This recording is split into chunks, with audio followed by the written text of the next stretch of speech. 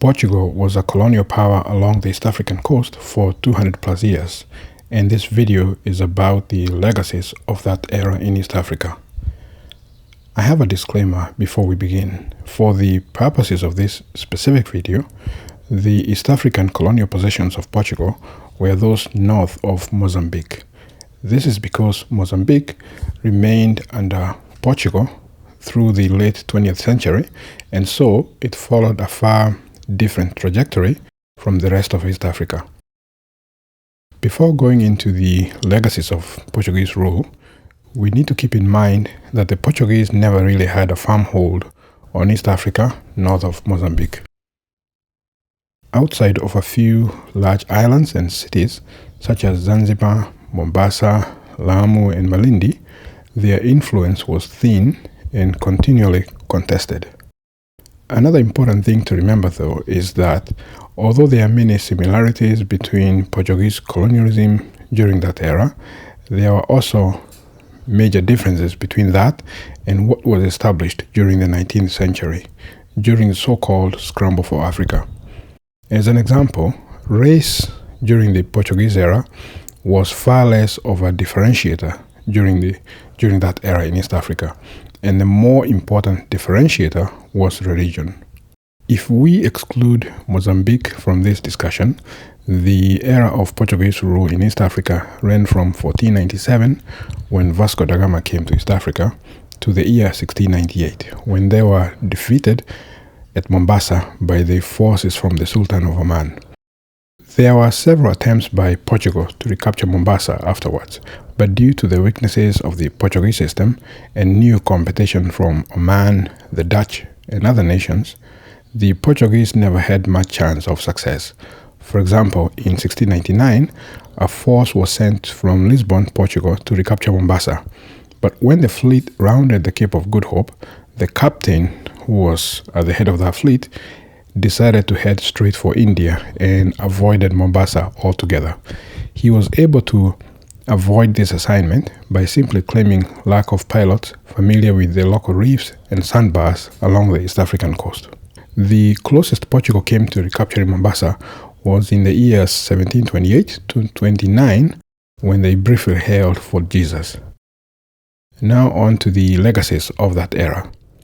The first and foremost legacy is obviously Fort Jesus at Mombasa, Kenya, which still stands and is protected as a national treasure in Kenya.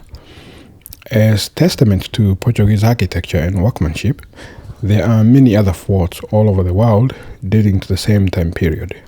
Some of these forts are Elmina Castle in Ghana, which was begun in 1482, St. Angelo Fort in South India, began in 1505, Fort San Sebastian in Mozambique, began in 1558, and the two forts in Oman, Jalari and Mirani, which were begun in 1587. In East Africa, Fort Jesus was hardly the only fort. There were many others built, including on Mombasa Island itself. For example, by the year 1900, there were recognizable ruins from a fort at what is called Ras Serrani. When you look at this map from the Portuguese era, we can see that there were forts at two other locations on the island of Mombasa. However, many of these forts from that particular era were already in ruins long before the British colonial period began. A few of these ruins were easily recognizable through the early 1900s, and the writings of many visitors to the Kenyan coast contain descriptions of these ruins. But Fort Jesus is hardly the only reminder that stands today for people in East Africa of the Portuguese era from so long ago. Arguably, the strongest and most widespread reminder of that era is in language. This is because there are dozens of words which entered Swahili from the Portuguese language during that time, and these are not only still in use, but have also been borrowed by many other languages in East and Central Africa as well.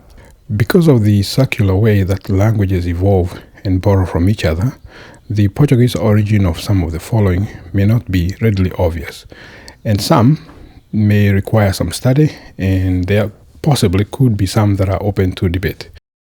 However, Here is a small sampling of the words that originally came from Portuguese and entered Swahili during that time period. Beramu is in a military standard or banner. Bendera is in a country flag. Guarinde for parade, like a police parade. Gereza for prison. Mvinho for wine. Pesa for money. Pera is in the guava fruit. Papaya, the pawpaw fruit. Mesa for table, like a dining table. Faranga for chick is in young chicken. Karatasi for paper, writing paper. Karata, playing cards. Other than these two legacies we've just discussed, for Jesus and in language, the record of Portuguese control in East Africa, north of Mozambique, was poor indeed. Portuguese rule in East Africa was marked from the beginning to the end by violence, bloodshed, cruelty, and corruption. Even by the standards of the time, the Portuguese, especially in the early years, engaged in these acts unnecessarily, when diplomacy may have achieved similar results in due time and at a much lower cost to themselves, the Portuguese.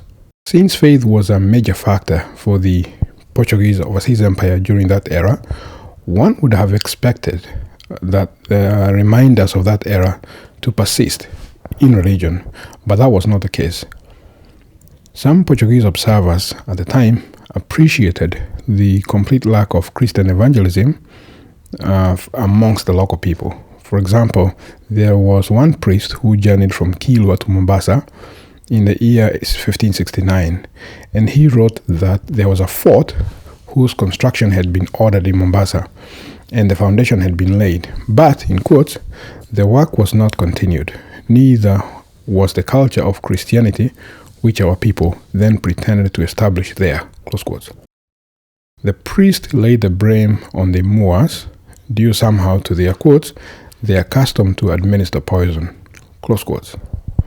For these reasons, after 200 plus years of rule, the East African coast had such a tiny community of Christians that it quickly withered away after 1698, after Portugal lost Fort Jesus. Compare those 200 years of potential Christian missionary work with what took place elsewhere. For example, in Uganda, the Christian missionaries began work there in 1877, and when the literal trial by fire came less than 8 years later, and keep in mind, this took place before the establishment of European colonialism and the support structures it would bring. When the trial by fire came, the new Christian community in Uganda stood that test. For a nation which made significant contributions in world geography, it's interesting that they evidently never attempted to venture outside of the main coastal towns north of Kilwa in Tanzania. This is surely the case because had the Portuguese done so, they would have seen the snow on Mount Kilimanjaro after only a few days' walk inland from Mombasa. Thank you.